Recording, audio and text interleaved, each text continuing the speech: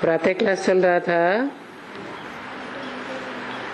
26 अक्टूबर 1964 सोमवार। तीसरे पेज के मध्य में बात चल रही थी।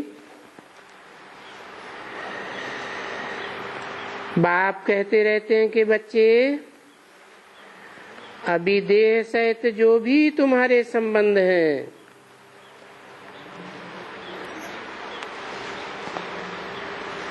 इन सब को भूलते जाओ।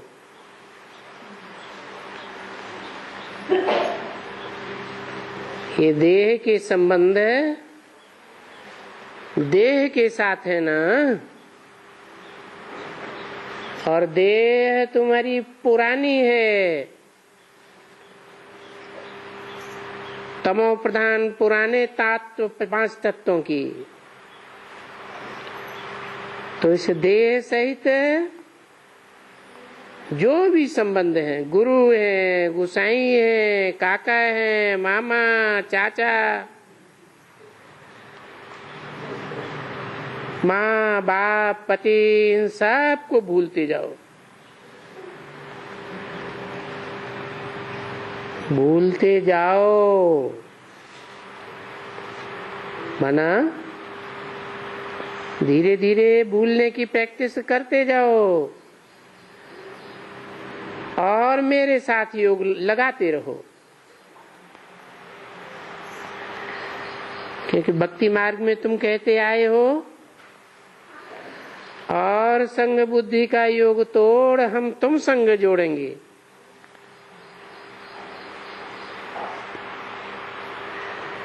अक्षर है ना, और संग तोड़ तुम संग जोड़ूं। बरोबर ये अक्षर तो है ना। तो हम बाप के बच्चे हैं, और बाप की जो स्थापना स्वर्ग है, उनके हम मालिक बनेंगे।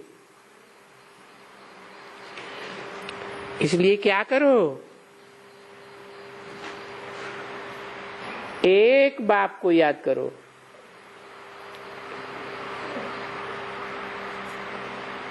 मन बुद्धि रूपी आत्मा ही याद करती है। देह तो यहीं खत्म हो जाएगी। देह तो स्वर्ग में नहीं जाएगी। तुम्हारी आत्मा स्वर्ग में जाएगी। तो ये हुई बुद्धि की यात्रा अथवा आत्मा की यात्रा। क्योंकि मन बुद्धि आत्मा में है, धारण सब कुछ आत्मा ही करती है, शरीर कुछ नहीं करता है। क्योंकि आत्मा चैतन्य है, शरीर जड़ है। जड़ शरीर में आत्मा पड़ती है तो चैतन्य हो जाता है। आत्मा अगर न प्रवेश करे तो शरीर तो पहले जड़ ही होता है ना। गर्भपत्या पहले निर्जीव होता है या चैतन्य होता है? निर्जीव पिंड होता है। बाद में 4-5 महीने के बाद आत्मा प्रवेश करती है। फिर देखो आत्मा निकल जाती है तो शरीर मुर्दा जैसे पड़ा हुआ रहता है। वो तो ब्राह्मणों को पितर वगैरह खिलाती रहती हैं। किसका पितर? अपने बाप का पितर। अभी बाप तो नहीं आते हैं ना, क्योंकि बाप तो शरीर सहित था। उसका शरीर तो जला दिया गया, खत्म हो गया। तो कौन आता है? पितर बुलाते थे ब्राह्मणों में, तो ब्राह्मणों में उनकी आत्मा आती थी ना। क्या करने आती थी? कहते हैं वो आत्मा वासना ले जाएगी। समझा ना?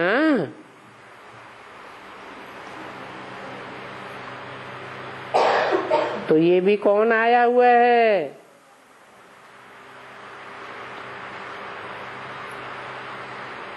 परमधाम से आत्माओं का बाप आत्मा आया हुआ है।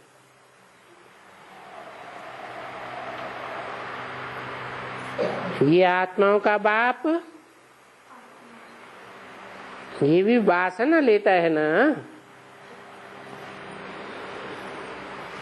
ये जो ब्राह्मण की आत्मा जिसमें होती है,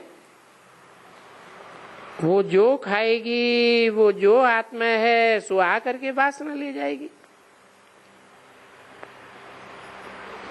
कभी कभी किनकी स्त्री भी आ जाती है, बुलाते हैं तो स्त्री में आते हैं, फिर वो समझते हैं कि हमारी स्त्री का सोल आया है, परंतु अज्ञानता के वश, मोह के वश वो कभी कभी उनको दान करते हैं। कोई कोई साहूकार होते हैं तो कभी कभी हीरे की फूली बनाए उस ब्राह्मणी को पहनाते हैं, बोलते हैं कि हम अपनी स्त्री को फूली का दान देता हूं। फूली तो ब्राह्मण पहनेगी, तो ये क्या है? ये भी दान है। किसको देते हो? तुम किसको देते हो? है शिव बाप को देते हो, या शिव बाप जिसमें प्रवेश करता है उसको देते हो? किसको देते हो? जिसको प्रवेश करता है उसको ही मिलता है। शिव बाप तो परम धाम नहीं ले जावेंगे। तो ये दान का क्रम है। जैसे कि हम ब्राह्मणों को दान देते हैं तो उनको पहुंचे, सब कुछ ये खावे और उनको पहुंचे। इसको फिर वासना कहा जाता है।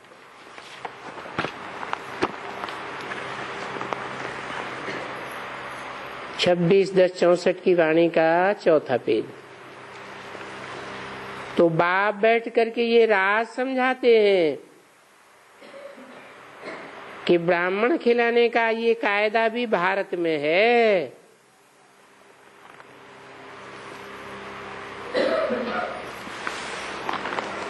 और दूसरे खंड में नहीं है। क्यों? दूसरे खंड में ये कायदा क्यों नहीं चला आता? क्योंकि ये बाप ही पहले पहले भारत खंड में आते हैं और ये कायदा शुरू करते हैं। सुबह होता है तो न्योता भेज देते हैं, पानी वगैरह सब रख देते हैं। वो आएगी तो उनको ये करेंगे वो करेंगे। तो आत्माएं आती हैं, आकर के बोलती हैं, उनसे पूछते हैं कि फलानी चीज कहाँ रख करके गए थे। तो एक धारा तीर्थ है, नारायण सिर, वहां आत्माओं को बुलवाते हैं।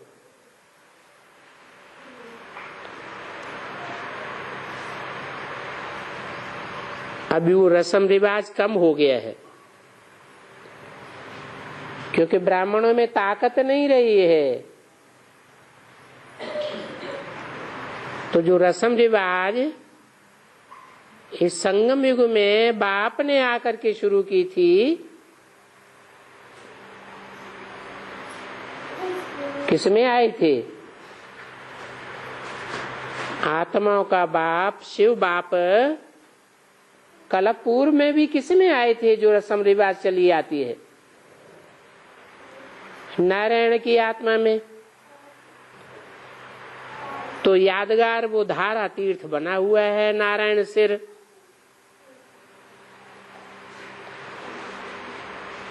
आत्माएं आकर के बताती भी थी, मैं फलानी जगह रहता था, फलानी जगह फलानी चीज छोड़ करके आया हूं।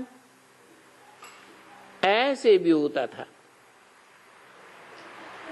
क्योंकि छोटा बच्चा तो बोल न सके, इसलिए आत्माओं को बड़े ब्राह्मण और ब्राह्मणी में बुलाते। ये बाबा नारायण सिर से होकर आया हुआ है।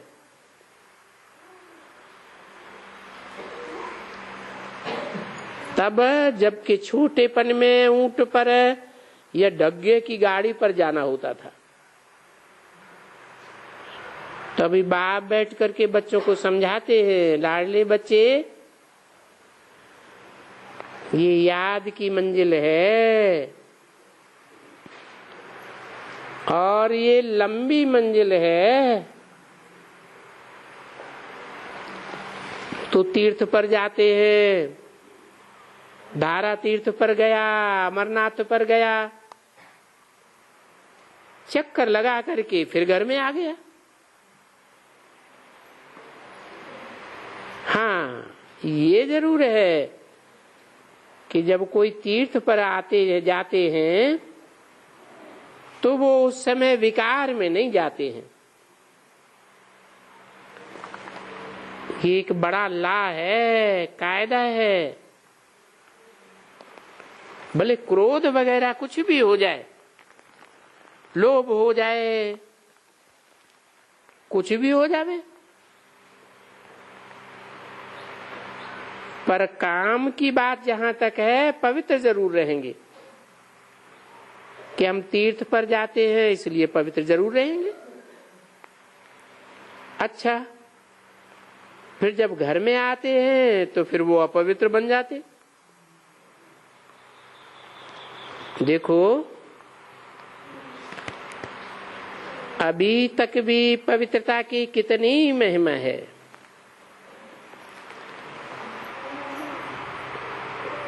हम देवताओं के पास तीर्थ यात्रा करने जाते हैं, वो पवित्र है,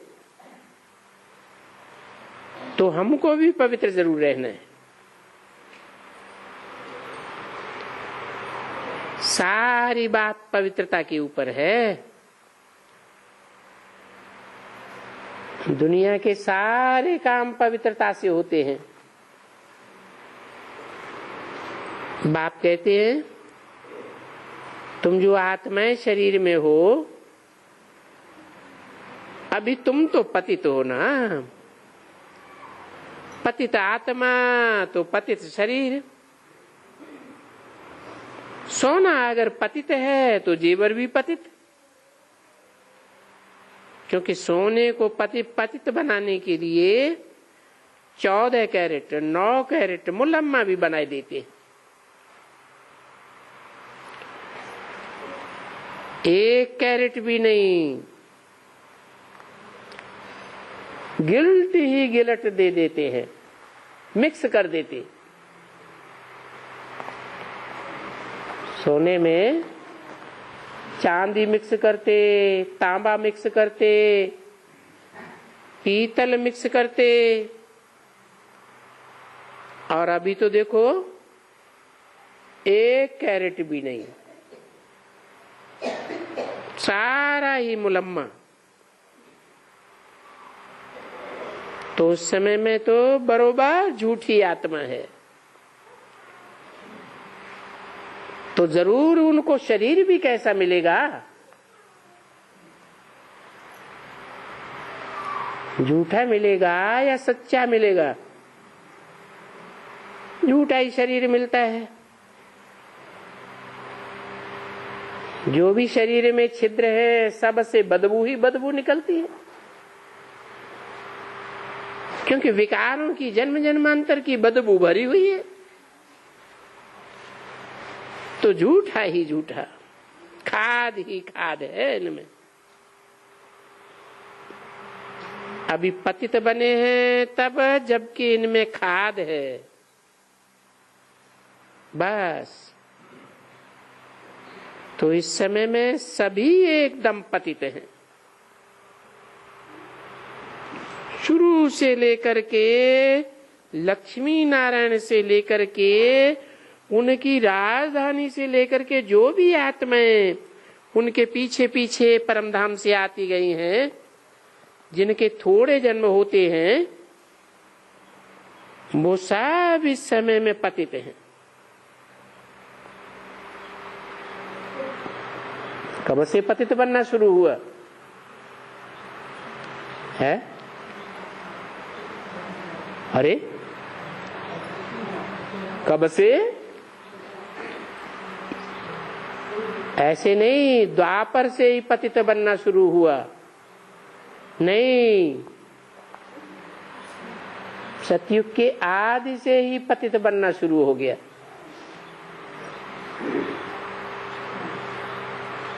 कैसे पतित बनते थे? है लक्ष्मी नारायण के चित्र में दिखाया है। लक्ष्मी नारायण के नीचे राधा कृष्ण खड़े हैं, एक दूसरे को दृष्टि से देखते हैं।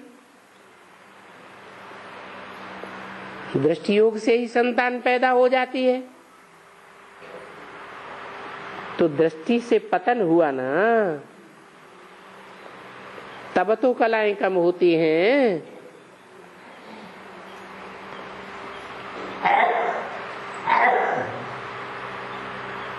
ऊपर लक्ष्मी नारायण खड़े हैं, वो दृष्टि से भी एक दूसरे को नहीं देखते।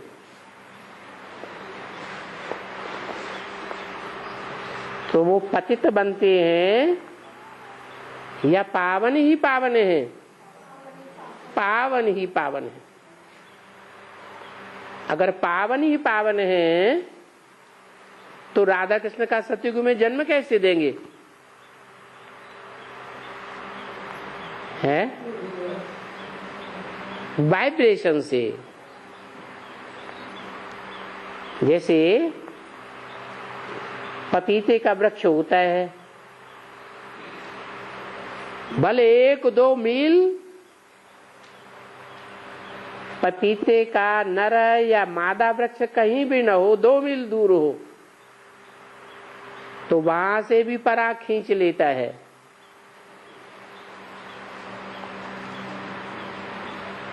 और उसमें फल आ जाते। तो ऐसे ही है संगम युग में वाइब्रेशन से शरीर की तो बात ही नहीं। वाइब्रेशन शरीर का अंग है या आत्मा का अंग है? आत्मा से वाइब्रेशन निकलता है या शरीर से निकलता है? आत्मा से निकलता है। और आंखों से? आंखों से जो दृष्टि निकलती है वो शरीर से निकलती है, शरीर के अंग से निकलती है या सीधी आत्मा से निकलती है? शरीर के अंग से निकलती है। तो ये शरीर जो 5 तत्वों से बनता है, इसमें विकृति आती है और पतन होना शुरू हो जाता है।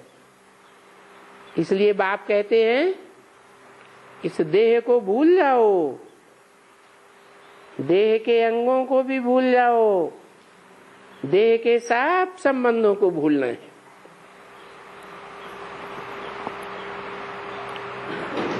इतने जो सभी पतित हैं दुनिया में, उनको पावन करने एक ही बेहद का बाप आया हुआ है। ये तो बेहद की बात हुई ना। बेहद शांति, बेहद सुख, बरोबर सतयुग में बेहद सुख है, शांति भी है, पवित्रता भी है। इस समय में कलयुग में तीनों नहीं है, न सुख है, न शांति है और न पवित्रता है। घर घर में अशांति बहुत है। किसी किसी घर में तो इतनी अशांति होती है, हूबहू जैसे वो पूरा नरक बन गया। बच्चे, बाप, स्त्री, पुरुष, ये वो सब आपस में बहुत लड़ते झगड़ते रहते। और यहाँ भी बहुत ऐसे आते हैं, कहते हैं हमने सारी आयु पति का दुख देखा है, बात मत पूछो।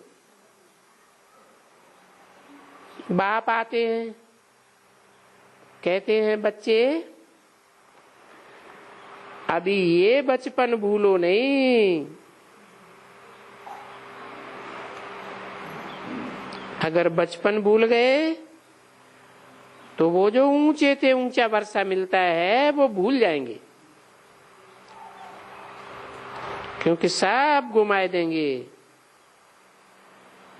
ऐसे नहीं है कि फिर तुम स्वर्ग में नहीं आवेंगे। अगर मुझे भुलाए दिया, फारकती दे दी या साजन समझ करके अपन को सजनी समझ डाइवोर्स दे दिया, तो भी तुम बहुत अधमगति को जाकर के पाएंगी।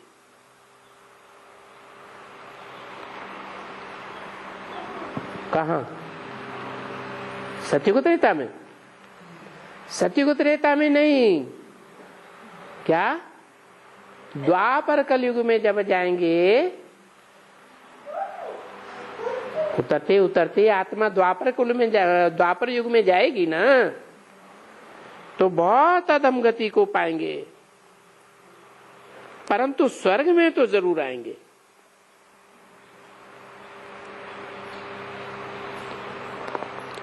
परंतु अधम गति यानी गरीब, कोई चांडाल, कोई नौकर, कोई साहूकार का नौकर, वो नीच पद जाकर के बनेगा। अगर मेरी राय पर, श्रीमत पर चलते रहेंगे तो श्रीमत पर चल करके तुम श्रेष्ठ तो श्रेष्ठ लक्ष्मी नारायण बनेंगे।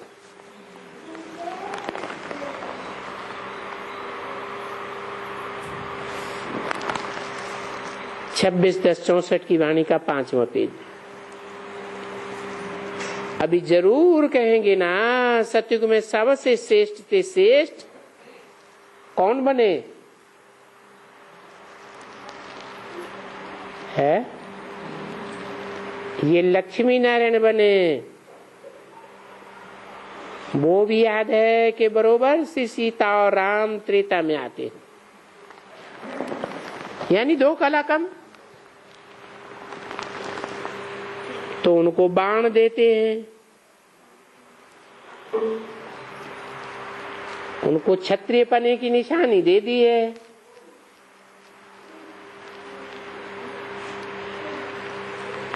मनुष्य बेचारे समझते हैं वहां भी रावण की और राम की लड़ाई लगी थी।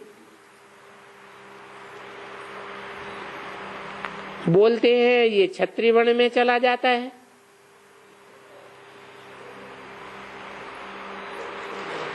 तुम तो अच्छी तरह से जीतते हो, वो देवता वर्ण में आते हैं।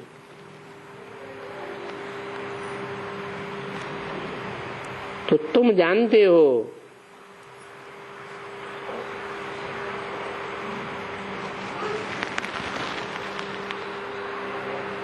क्या?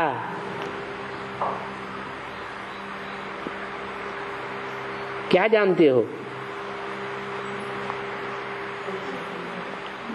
को जो विकारों को अच्छी तरह से जीतते हैं वो देवता वर्ण में आते हैं।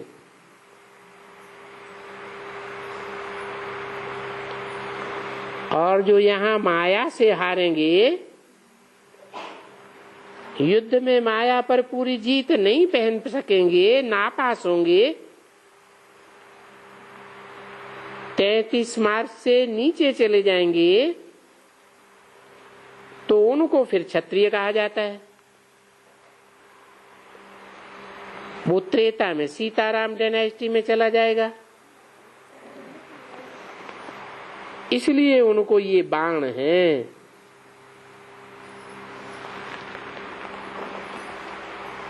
वो स्थूल बाणों की बात नहीं है, ये तो ज्ञान के बाण हैं। जो राम ने रावण से युद्ध किया, बाण मारा, तो कोई स्थूल बाण की बात नहीं है, ये तो ज्ञान बाण की बात है। वो तो शास्त्र में सभी दंत कथाएं है। यहाँ की बात कि जो अच्छी तरह से माया से युद्ध करने का पुरुषार्थ नहीं करेगा, तो नापास होगा। क्योंकि ये स्कूल है, और मार्क्स भी तो है ना, पूरे 100 मार्क्स हैं। 100 तो पूरे होते नहीं, 99 मार्क्स, 98, कोई के 97। तो देखो, सूर्यवंशी नंबर 1 जो गद्दी पर बैठेंगे,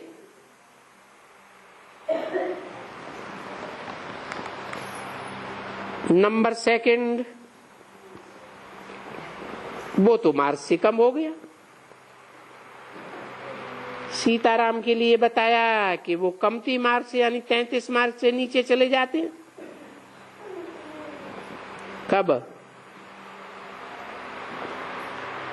कब चले गए हैं? यज्ञ के आदि में 33 मार्क्स से नीचे चले गए। क्यों? क्योंकि उस समय इतना ज्ञान तो था ही नहीं, और अभी तो तुम बच्चों को पूरा ज्ञान है। फिर भी जो नापास होते हैं वो नीचे चले जाते हैं, तो फिर उनको नीचे पद मिलता है। सूर्यवंशी का राज्य पूरा हो, तब फिर वो चंद्रवंशी वाले का शुरू हो जावे।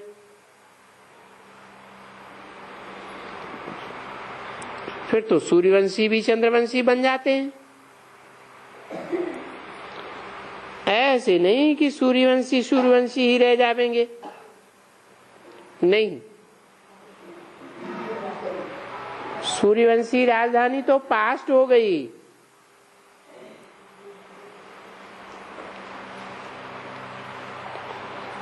ड्रामा में फिर गई, क्योंकि ड्रामा को भी तो समझना है ना। तो देखो, ये ड्रामा है। सतयुग पहला सीन, त्रेता ड्रामा का दूसरा सीन। त्रेता को कहेंगे ये सृष्टि जो सतो प्रधान थी, तो सतो सामान्य हो गई, क्योंकि 2 कला की खाद पड़ गई।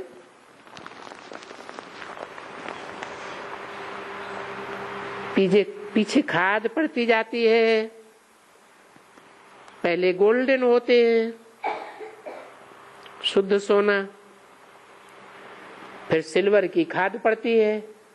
कौन सी खाद? जो चंद्रवंशी आत्माएं आती हैं परम धाम से, कितनी आती हैं त्रेता में? त्रेता के अंत की आबादी 10 करोड़ है, सतयुग के अंत में 2 करोड़। तो कितनी आत्माएं ऊपर से नहीं आई है? अरे 8 करोड़ आई ना, तो जो 8 करोड़ ऊपर से आई वो सोने जैसी आत्माएं आती है या चांदी जैसी आती है? हैं? चांदी जैसी आत्माएं उतरती हैं, उनके संग का रंग देव आत्माओं को भी लगता रहता है, तो वो भी नीचे गिर जाती। तो पहले गोल्डन, फिर सिल्वर, फिर कॉपर, पीछे आयरन, ये सभी धातुओं की खाद ड्रामा में पड़ती रहती है। तुम्हारी आत्मा उजियानी हुई है, यानी पत्थर बुद्धि हो पड़े हो, आयरन एज्ड हो पड़े हो। सोना चमक मारता है, मंदिरों में देवताओं की आंखें चमक मारती है ना, और अभी कलयुग में है आंखें क्या कर रही है? आंखें चेहरे में अंदर घुसी जा रही है, जैसे चमक खलास हो गई। तो तुम्हारी आत्मा पत्थर बुद्धि हो पड़ी, आयरन एज्ड हो गई। फिर तुम बच्चों को आकर के हम पारस बुद्धि बनाता हूं। किस लिए बनाता हूं? पारसनाथ बनने के लिए। पारसनाथ का अर्थ क्या है? पारस शब्द नहीं है, शब्द है स्पर्श।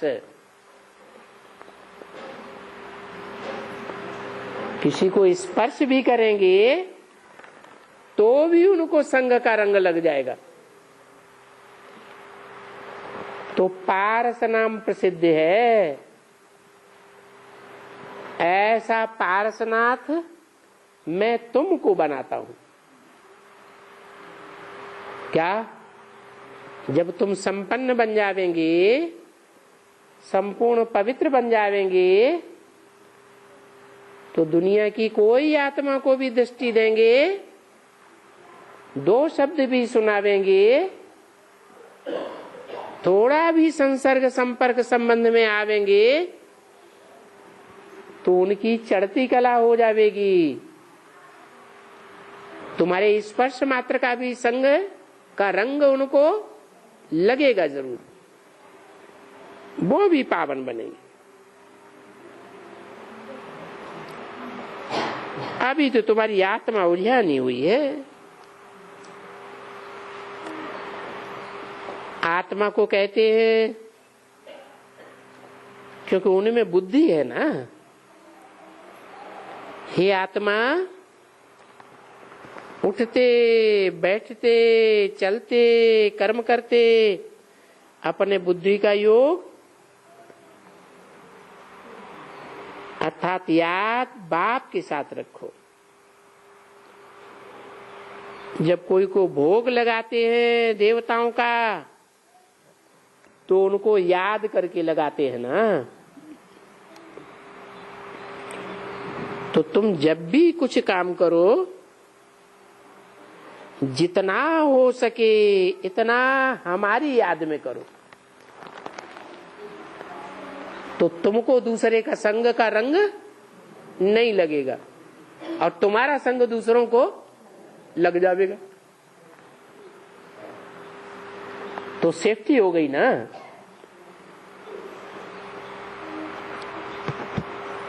तो बाप कहते हैं कम से कम 8 घंटा तो याद करो।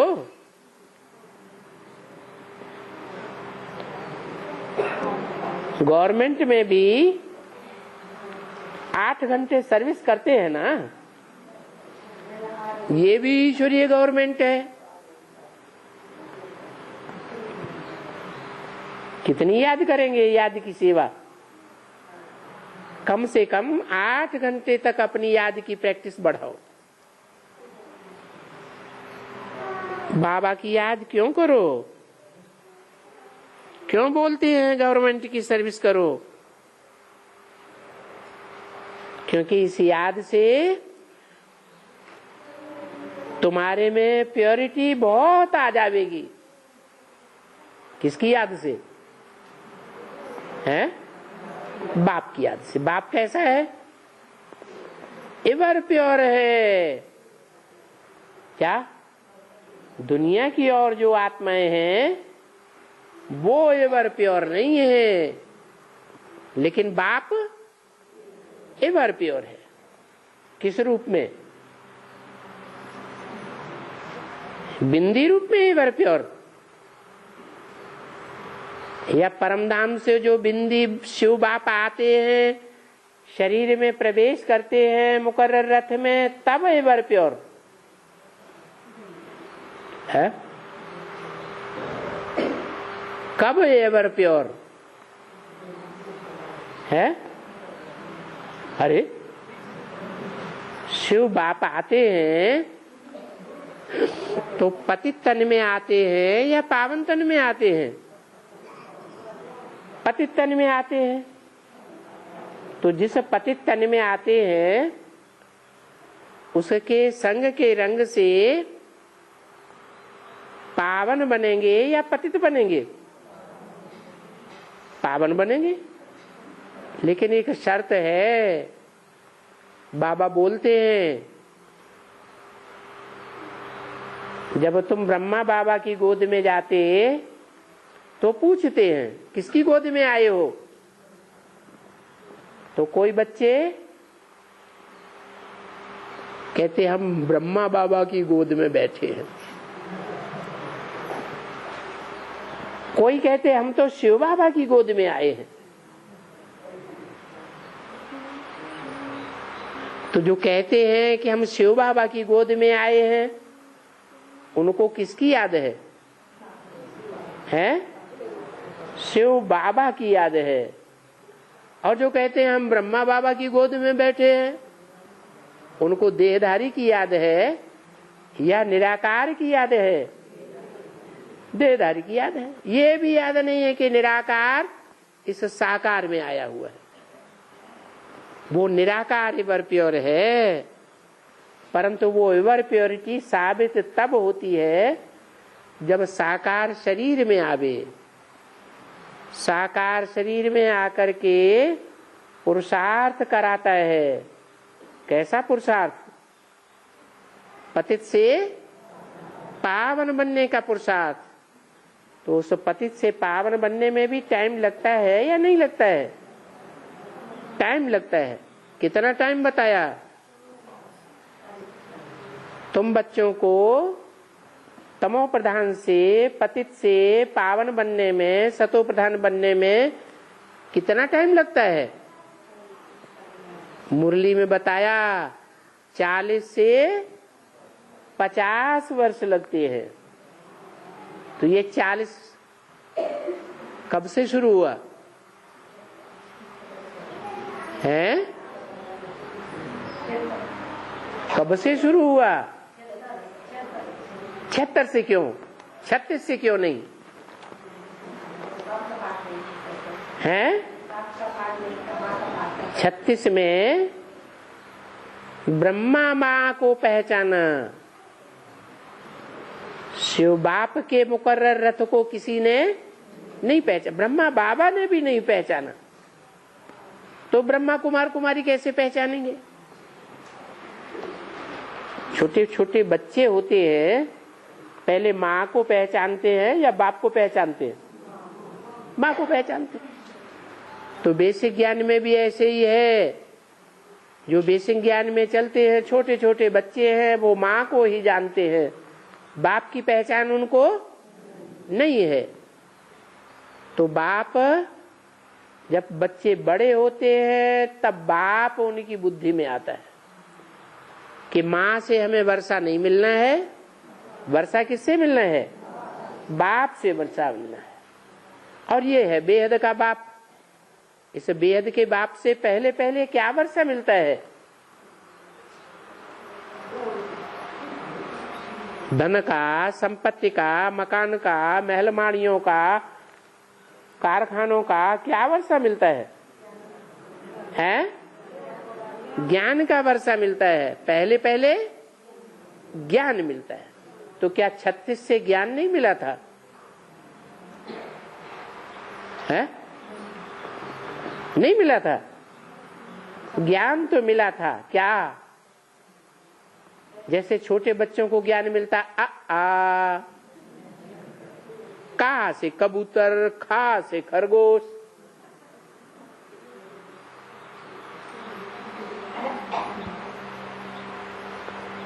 सुदर्शन चक्र फिराओ तो बुद्धि में आता है सत्युग त्रेता द्वापर कलयुग संगम युग, सत्युग त्रेता द्वापर कलयुग संगम युग। बस इससे आगे कुछ नहीं। तुम ज्योति बिंदु आत्मा हो, तुम आत्मा हो ज्योति बिंदु का बाप शिव ज्योति बिंदु है। परंतु वो शिव ज्योति बिंदु क्या करता है और हम आत्मा में 84 जन्मों का क्या क्या पार्ट भरा हुआ है, ये जानते थे? है? बेसिक में ये बात जानते थे? नहीं जानते थे, अभी जानते हैं। तो कहेंगे कि असली नॉलेज जो है वो बाप खुद आकर के देते हैं टीचर के रूप में। तो 76 में बाप का प्रत्यक्षता वर्ष तो मनाया गया, बाप प्रत्यक्ष भी हुआ, लेकिन सबने नहीं जाना। जिन्होंने जाना वो बाप को पहचान करके बाप की याद में लग गए और बाप की सेवा में लग गए। तो कहते हैं इस बाप की याद से तुम्हारे में बहुत प्योरिटी आवेगी। ये दुनिया सारी प्योर होती जाएगी तुम्हारी संगठित याद से। संगठन में जब तुम याद में बैठेंगे तो सिर्फ तुम्हारी आत्मा ही पवित्र नहीं बनेगी, सारा वाइब्रेशन पवित्र बनता जाएगा।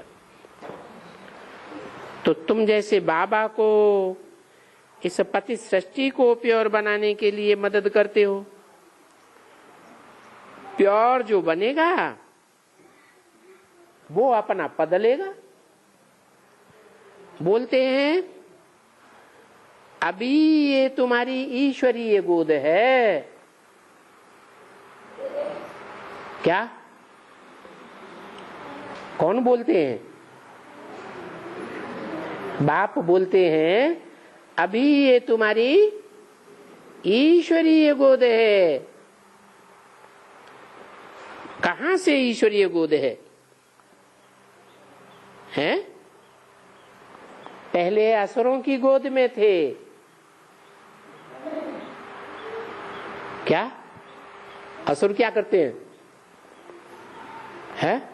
सुख देंगे या दुख देंगे? दुख ही देते। तो तुम आसुरी गोद से ईश्वरीय गोद में आए हो। कब? है? कब से आसुरी गोद से ईश्वरीय गोद में आना शुरू किया? है? अरे आसुरी गोद में कब तक थे? हैं? सन 76 तक आसुरी गोद में थे। उससे पहले बाप था। अगर था भी तो माँ के रूप में था या बाप के रूप में था? माता भगवान का रूप होती है, हैं? ऊंचते ऊंचे होती है कि माता से भी कोई ऊंचते ऊंचे, भगवान से भी ऊंचते ऊंच तो कोई होता नहीं।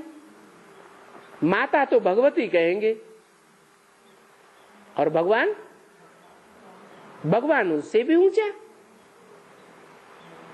तो जो ऊंचते ऊंचे है वो ही तुमको मनुष्य से देवता बनाने वाला है।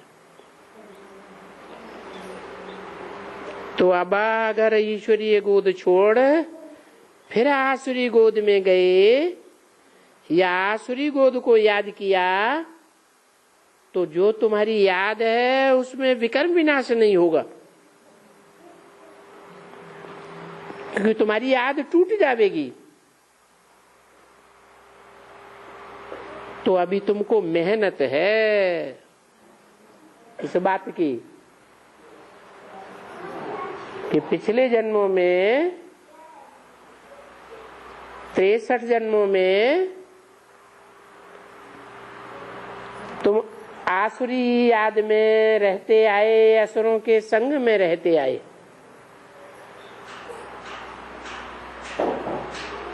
आसुरी विकार भोगते आए, आसुरी सुख भोगते आए। आसुरी सुखों में सुख ज्यादा होता है या दुख ज्यादा होता है? दुख जास्ती होता है, सुख कमती होता जाता है। तो अभी तुमको मेहनत लगती है किस बात में? 63 जन्म जो आसुरी सुख भोगा है वो बार बार तुमको याद आता है, और ईश्वरी याद से तुमको छुड़ा देता है। तो बाबा ये बताते हैं, अगर तुम मेहनत नहीं करेंगे याद की, बार बार याद की प्रैक्टिस नहीं करेंगे, असुरों को छोड़ करके ईश्वर की याद में बार बार बुद्धि नहीं खींच कर लगाएंगे, तो अंत में तुमको बहुत रोना और पछताना पड़ेगा। इसलिए हिम्मत नहीं हारना। माया तो तुमको आसुरी संबंधों की बार बार याद खींच करके लगाएगी, लेकिन तुम क्या करना? तुम बार बार ईश्वरी याद में टिकने का अभ्यास करना। जैसे स्कूल में बच्चे होते हैं, बोलते हैं हम अच्छी तरह से पढ़ते हैं तो ऊंचे नंबर में आते हैं। माँ बाप भी ऐसे कहते रहते हैं। कोई स्कूल में बच्चे नापास होते हैं तो गुस्से में आकर के आपघात कर लेते हैं, अरे मैं नापास हो गया। बोलते हैं तुम भी ऐसे ही, जब पिछाड़ी होगी और अगर तुम कम मार्क्स से पास होंगे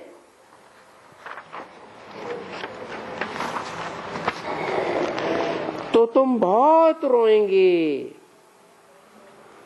क्योंकि तुमको अनेक जन्मों का साक्षात्कार हो जाएगा कि अनेक जन्मों में हम नीचा पद पाने वाले हैं।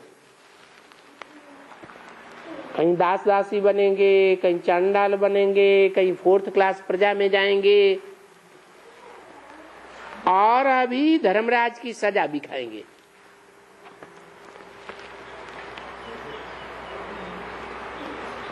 26/10/1964 की वाणी का 6ठा पेज। तो तुम बच्चों ने समझा ना, क्योंकि जो कम मार्क्स से पास होते हैं उनके ऊपर पाप का बोझा रह जाता है, तो पीछे तुम्हारे लिए ट्रिब्यूनल बैठती है और वहां साक्षात्कार होते हैं। जब धर्मराज बैठ करके उनको सजा देने लगता है तो वो साक्षात्कार में जाते हैं, देखते हैं तुमने फलाने जन्म में फलाने जन्म में क्या क्या पाप किए। बाबा ने समझाया ना कि जो काशी करवट खाते हैं उनको भी ऐसे ही होता है। जो पाप किए हैं वो साक्षात्कार होते जाते, सजाएं खाते जाते हैं। तो यहां भी फिर ऐसे ही है, साक्षात्कार होते जाएंगे। जो जो पाप किए हैं वो भी साक्षात्कार होते जाएंगे, और फिर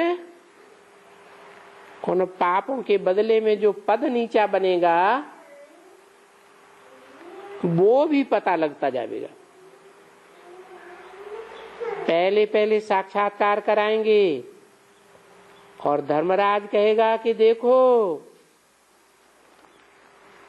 क्या कौन कहेगा? धर्मराज कहेगा कि देखो ये बाप बैठा हुआ है। क्या धर्मराज कौन हुआ है? और बाप कौन हुआ? वो धर्मराज बाप की तरफ इशारा करेगा, देखो ये बाप बैठा हुआ है। ये बाप तुमको इस तन द्वारा पढ़ाता था।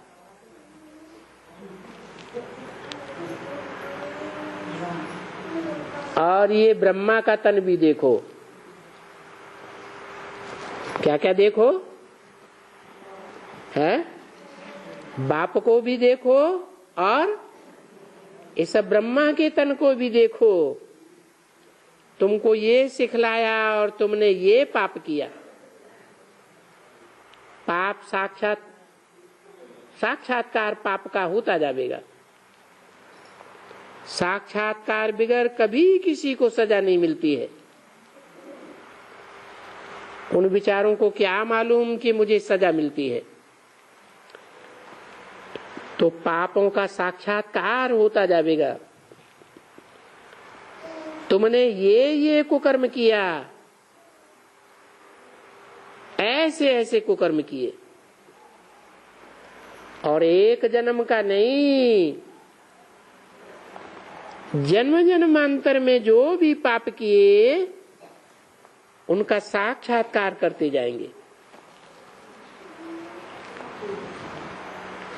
वो फिल्म फिरती जाएगी। वो साक्षात्कार करते हैं भक्त लोग, परंतु उस साक्षात्कार में जो भक्त लोग करते हैं उसमें टाइम बहुत लगता है। जैसे कि मैं कितना जन्म बैठ करके सजा खा रहा हूं, तो बाप बैठकर से समझाते हैं, साक्षात्कार कराते जाएंगे, फिल्म घूमती जाएगी और तुमको कड़ी कड़ी सजाएं मिलती जाएंगी। फिर बहुत पछताएंगे, बहुत रोएंगे, परंतु उससे होगा क्या? इसलिए अभी बता देता हूं कि अगर कोई भी विकर्म करके तुमने बाप का नाम बदनाम किया तो सजाएं बहुत होंगी।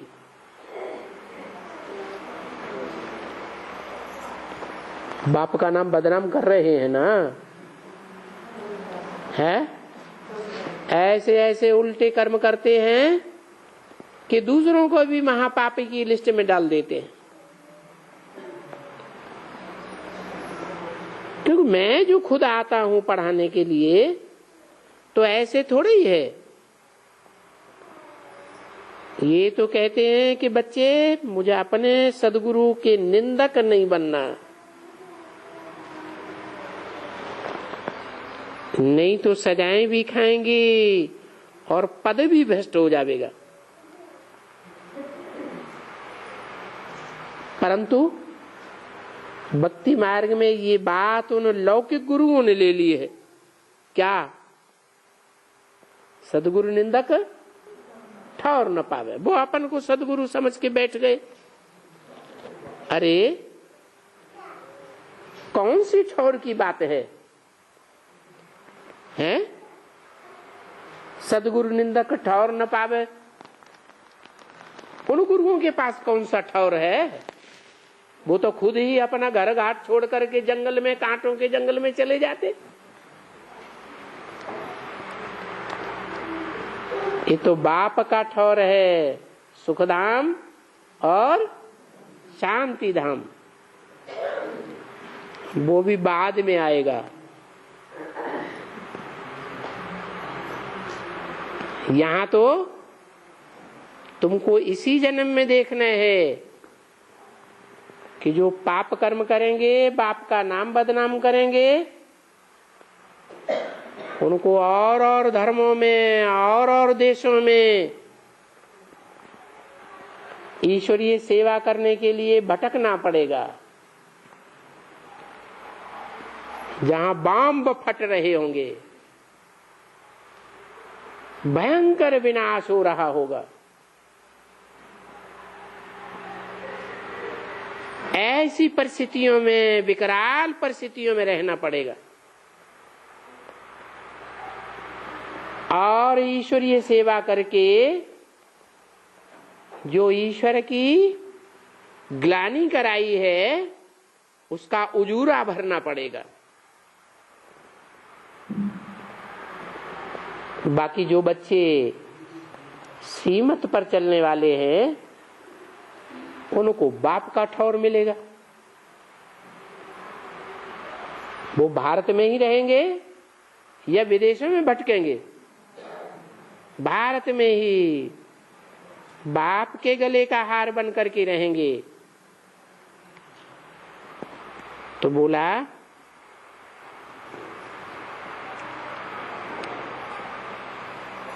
ये बात सदगुरु निंदक ठौर न पावे, उन लौकिक गुरुओं ने ले ली। कोई गुरु से जाकर के पूछो कि तुम जो कहते हो गुरु का निंदक ठौर न पावे, वो कौन सी ठौर तुम्हारे पास है? कुछ भी तो नहीं है। ये ठौर तो अभी संगम युग में पाना होता है।